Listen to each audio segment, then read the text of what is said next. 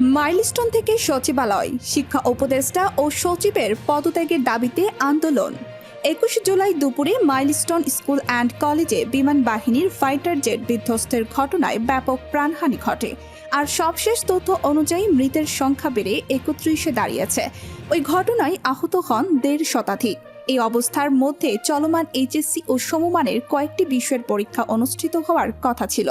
সরকারের পক্ষ থেকে রাতে জানানো হয় মঙ্গলবারের পরীক্ষা স্থগিত, কিন্তু এই সিদ্ধান্ত আগে কেন নেওয়া হলো না, এমন প্রশ্ন তুলে ক্ষোভ প্রকাশ করছেন শিক্ষার্থীরা। তাদের দাবি, গভীর রাতে এই সিদ্ধান্ত আসায় অনেক শিক্ষার্থী বিভ্রান্ত হয়েছে। তারা এই তথ্য জানতেই পারেনি, ফলে অনেকে আজ পরীক্ষা কেন্দ্রে চলে গেছে। বিষয়টি নিয়ে শিক্ষা উপদেষ্টা অধ্যাপক ডক্টর সি.আর. আবরারের ওপর ক্ষোভ প্রকাশ করে তার পদত্যাগ দাবি করেন শিক্ষার্থীরা। গতকাল মাইলস্টোন স্কুল অ্যান্ড কলেজের সামনে গোল চত্বরে সকাল 10টা থেকে জমায়েত হন শত শত শিক্ষার্থী। মুহূর্তেই মিছিল আর প্রতিবাদে মুখর হয়ে উঠেছে চারপাশ। একদিন আগেই তাদের কলেজ ক্যাম্পাসে বিমান বিধ্বস্ত হয়ে প্রাণহানি ও আহতের ঘটনায় শোকাহত শিক্ষার্থীরা 6 দফা দাবি জানান তারা। এর মধ্যে বেলা 11:30টার দিকে মাইলস্টোন স্কুল অ্যান্ড কলেজ পরিদর্শনে যান আইন উপদেষ্টা আসিফ নজরুল ও শিক্ষা উপদেষ্টা সি.আর. আবরার। সেখানে তারা শিক্ষার্থীদের তোপে মুখে পড়েন। তারা শুধু শোক জানায়নি, তারা জানিয়েছে স্পষ্ট দাবি।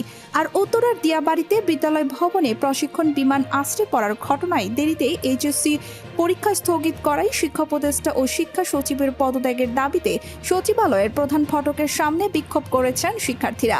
এক পর্যায়ে শিক্ষার্থীরা সচিবালয় চত্বরে ঢুকে পড়েন আর তারা জানান দুর্ঘটনার দ্রুত ও স্বচ্ছ তদন্ত, দায়ীদের বিরুদ্ধে আইনানুগ ব্যবস্থা, আহতদের সম্পূর্ণ চিকিৎসার দায়িত্ব রাষ্ট্রকে নিতে হবে, নিহত ও আহতদের পরিবারকে ক্ষতিপূরণ ও পুনর্বাসন। ভবিষ্যতে এমন দুর্ঘটনা প্রতিরোধে ক্যাম্পাস ও আশেপাশে নিরাপত্তা জোরদার। শিক্ষা প্রতিষ্ঠানের সামনে বিমান চলাচল ও ঝুঁকিপূর্ণ কার্যক্রম নিয়ন্ত্রণে আনতে হবে। শুধু এক কলেজের নয়, এই শোক শুধু কিছু পরিবারের নয়, এটি একটি প্রজন্মের নিরাপত্তার দাবি, জীবনের জন্য লড়াই। এই তরুণদের চোখে শুধুই অশ্রু নয়, আছে ভবিষ্যতের প্রশ্ন।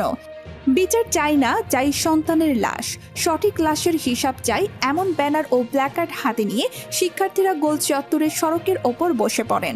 নিহতদের নাম ঠিকানা প্রকাশ, আহতদের নির্ভুল তালিকা, শিক্ষকদের সঙ্গে অসদাচরণের জন্য নিঃশর্ত ক্ষমা, ক্ষতিপূরণ প্রদান সহ 6 দফা দাবি জানান তারা।